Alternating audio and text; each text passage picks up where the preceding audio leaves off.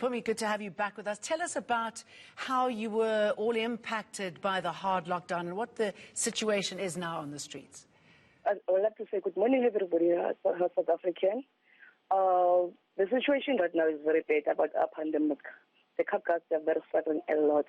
I'm a head of the car guard. I live in Pakistan. Because of this pandemic, I moved because I couldn't pay the rent. It was too high. So I have to decide and stay with my family in Tafantin West, next to Gold City. And, I mean, when you aren't looking at cards, where does this leave so many of the car guards? Because they're really on the fringes of society here, aren't they? I mean, what sort of impact did it have on the majority? The majority was very bad because of most of the car guards, they work in the street.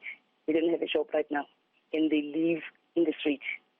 So, unfortunately, I'm the only lady who stay in the house. But it was tough, very, very, very tough. And Pumie, how can people help? Obviously, paying for getting your car looked after, but what can people do to get more involved? And tell us a little bit about how car guards are often perceived incorrectly. Okay, the thing is right now, most of the business owners and the residents, they're trying to send us money on e-wallet, or if you've got bank account. Some of the carcas, they don't have the cell phones, so they meet each other in the street. But it's very tough right now because the restaurants are closed. They don't sell any alcohol, but now it's open. But still, it's very slow because some of them, they don't sit down, they just do the takeaway and go home. And they just walk away. Pumie, you told me a little earlier on or this morning that a lot of people think that car guards are on drugs and yes. What is the reality? Okay, I'm sorry. Yes, most of the people, they think all the carcas we taking drugs. We should not. Me, I take this job seriously. I put the food in the table. I pay my rent as well. I look after my son as well. Pumie, you are a single mum. The extraordinary thing is, as a woman, you are heading up a team of 22 male car guards. How did you get that job, and how are you able to pull that off? So, you know, the people that I work with and those guys, they don't take me as a lady, they take me as their sisters working together, and they call me sisters. And then it's working very nicely, and they respect me as a lady. And so I'll manage to hold them because they respect me. I think because of I'm a lady, they respect me a lot.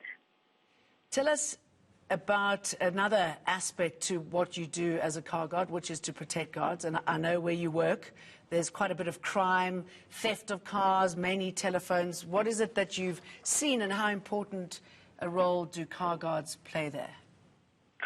Okay, thank you. So far, so good. Yes, I've been seeing the crime because I'm not a security guard, I'm a car guard. So if somebody tries to steal the car, I can't fight back. I'm not a security guard, I'm a car guard. But I make sure each and every car that I know the car, I know the registration, I know the person who get off the car. And then when they come back, I'll tell them, somebody was trying to steal your car, maybe scratch your car or block the window. So I think we should go to police station and open the charge. I'm going with you. And we do that together. Yes, I'm a single mom. I look after my son as well. I'm a lesbian as well. Pumie, I believe it's his birthday, so happy birthday to him, and thank you for the work that you and your fellow co-workers do for us. Thanks a lot. Oh, thank you so much, my love. Thank you so much. I really appreciate it, eh? 2 US astronauts have successfully returned to Earth from the International Space Station, though we had that story a little bit earlier on.